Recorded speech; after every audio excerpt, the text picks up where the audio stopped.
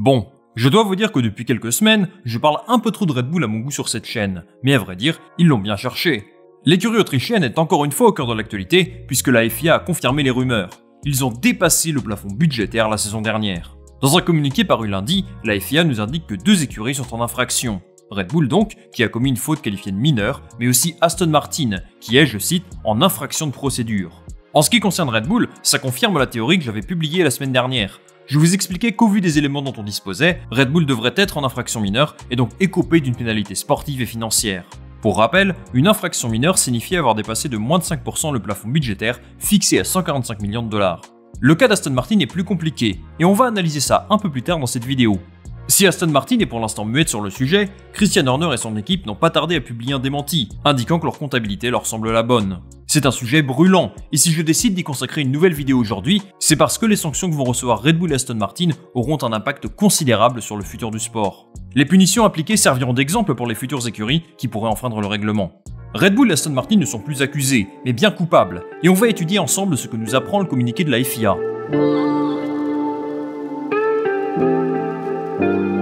Faisons rapidement un rappel de la situation. Depuis l'année dernière, la FIA a imposé un budget plafonné à chaque écurie. En 2021, toutes les écuries ne pouvaient pas dépenser plus de 145 millions de dollars pour tout ce qui est lié à la performance de la monoplace. Je ne vais pas trop m'étendre là-dessus parce que je l'ai déjà évoqué en détail dans ma vidéo sur le sujet sortie la semaine dernière.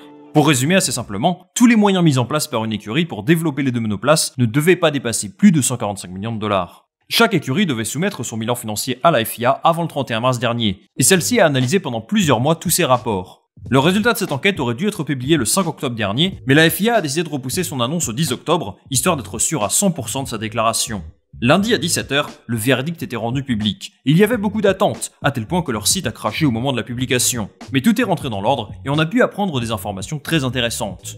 3 écuries sont en infraction. Williams d'abord, qui n'a pas publié son bilan financier avant le 31 mars. Il y a donc un manquement à la procédure qui entraîne une sanction financière.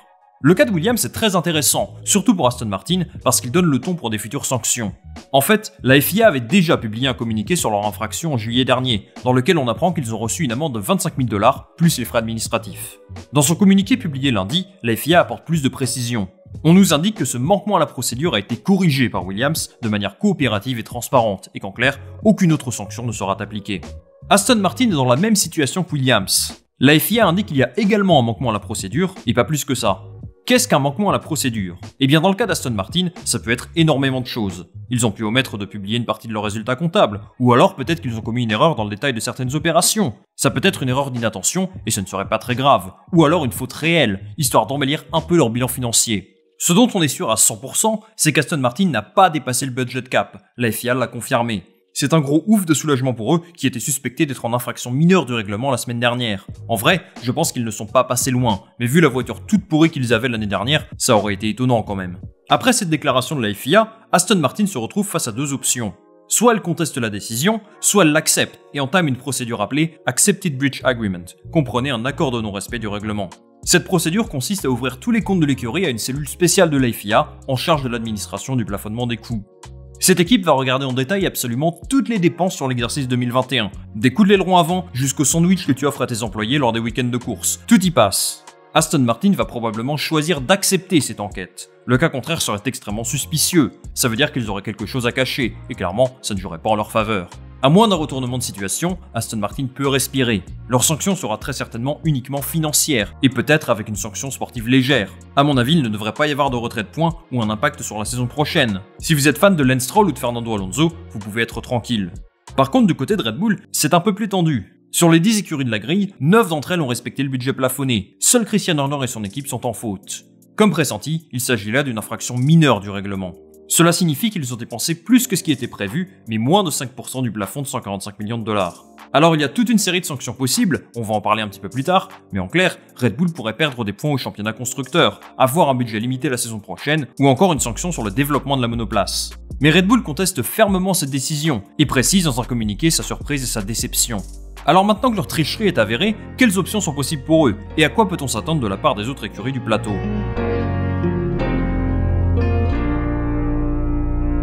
Red Bull va devoir s'expliquer auprès de la FIA. Maintenant qu'on sait qu'ils ont commis une faute, il y aura des répercussions conséquentes sur l'écurie. Malgré tout, Christian Horner continue de croire en la bonne foi de son département financier. On va reprendre ensemble leur communiqué publié lundi dernier. Red Bull nous indique que leur soumission pour 2021 était inférieure à la limite du budget capé et qu'ils doivent examiner attentivement les conclusions de la FIA. Il existe un processus réglementaire avec la FIA que nous suivrons respectueusement, tout en examinant toutes les options qui s'offrent à nous. Bon, je vous donne mon avis rapidement sur ce communiqué. En 3 mots, bullshit puissance 1000. Red Bull est sans aucun doute au courant qu'elle est en infraction depuis plusieurs semaines, donc qu'ils disent qu'ils soient surpris d'apprendre ça, c'est juste du marketing. Mais moi, de mon côté, je trouve ça étrange quand même qu'une des plus grandes écuries de Formule 1 n'ait pas réussi à se conformer aux exigences du plafond budgétaire. Il faudra engager une meilleure équipe de comptabilité là, parce que c'est anormal. Quoi qu'il en soit, pour Red Bull, il y a plusieurs possibilités. D'abord, la FIA peut décider d'entamer une procédure similaire à celle d'Aston Martin. Si la FIA leur propose ça, ils vont certainement accepter, comme ils l'ont indiqué dans leur communiqué. Mais ce n'est pas sûr que ça ait lieu. La FIA a peut-être déjà suffisamment d'éléments pour condamner Red Bull et ne lui offrira peut-être pas cette possibilité. Dans ce cas-là, Christian Horner peut demander une audience auprès d'un panel d'experts en charge de l'administration du budget capé. Le règlement financier de la FIA indique que ce comité est composé de 6 à 12 juges indépendants qui n'ont rien à voir avec la Formule 1 et qui doivent décider si Red Bull est de bonne foi ou non. Une audience est donc organisée entre les représentants de l'écurie et les juges. À l'issue de cet entretien, le jury prononcera alors l'une des sanctions prévues par le règlement. Pour rappel, au programme des sanctions pour une infraction de ce genre, on a une réprimande publique, une déduction de points au championnat des constructeurs, une déduction de points au championnat pilote, une suspension pour une ou plusieurs courses, des restrictions sur les tests aérodynamiques ou des essais sur la monoplace, ou encore une réduction du plafond budgétaire la saison prochaine. Je vous le disais dans ma dernière vidéo sur le sujet, la FIA a une liberté totale sur la sanction à appliquer. Elle peut très bien décider de retirer 100 points au championnat constructeur de la saison dernière, ou alors simplement passer un savon au public à Christian Horner. En vrai, je pense que Toto Wolff aimerait bien voir ça. Le verdict des juges risque de ne pas plaire à Red Bull, et leur dernier recours serait de faire appel auprès de la cour de la FIA. Ce serait vraiment la dernière chance pour eux de prouver leur innocence. Ce qu'il faut comprendre, c'est que ce processus peut être très long. On ne pourrait connaître que le fin mot de cette histoire en milieu de saison de l'année prochaine, et c'est un vrai problème. Si Red Bull va jusqu'à faire appel de la décision finale, cela leur donne un sursis pour la saison prochaine, et ce serait une situation injuste pour les autres écuries s'ils ont triché. Je m'explique. À mon avis, la FIA va leur infliger une sanction financière, c'est sûr, et très certainement une sanction sportive. Je l'expliquais il y a une semaine, je pense que la sanction sportive concernera le développement de la monoplace de l'année prochaine. Ce ne serait pas très avantageux pour eux de revenir sur le titre de Verstappen l'année dernière, et retirer des points au classement constructeur de l'année dernière n'a aucun sens pour eux. La FIA choisira sans doute une sanction sur le développement de la monoplace de l'année prochaine, donc du budget en moins ou des limitations sur les tests aérodynamiques. Si cela arrive, Red Bull fera appel de cette décision, c'est sûr, donc ça repousse la sanction à plus tard, et c'est injuste pour ses concurrents. Les autres écuries, Ferrari en premier lieu, souhaitent des sanctions très sévères pour Red Bull, histoire de montrer l'exemple. Et je suis d'accord, s'ils ont bien triché, ils doivent écoper d'une pénalité pour que ce genre de situation ne se produise plus. Le problème finalement, c'est qu'il y a beaucoup trop d'incertitudes sur la faute commise par Red Bull. Le règlement de la FIA est extrêmement flou et les résultats de son enquête manquent de clarté. On ne sait pas combien d'argent supplémentaire Red Bull a dépensé. Est-ce que c'est 1 million? Est-ce que c'est 10 000 $? Est-ce que c'est 10 € en plus parce que Max Verstappen voulait manger une pizza à Miami? Je vous jure qu'il y a des théories comme ça qui traînent sur Twitter. Tout ça pour dire qu'on a zéro visibilité sur les résultats de l'enquête. On se croirait au Grand Prix du Japon. Selon les articles 632 et 727 du règlement financier de la FIA, que j'ai beaucoup lu ces derniers temps, les résultats de leur enquête doivent être rendus publics à l'exception d'informations confidentielles. J'espère qu'on aura le détail de l'argent dépensé par Red Bull, parce que si ça se chiffre en millions de dollars, il serait clair qu'ils ont gagné un avantage par rapport à leurs concurrents en 2021.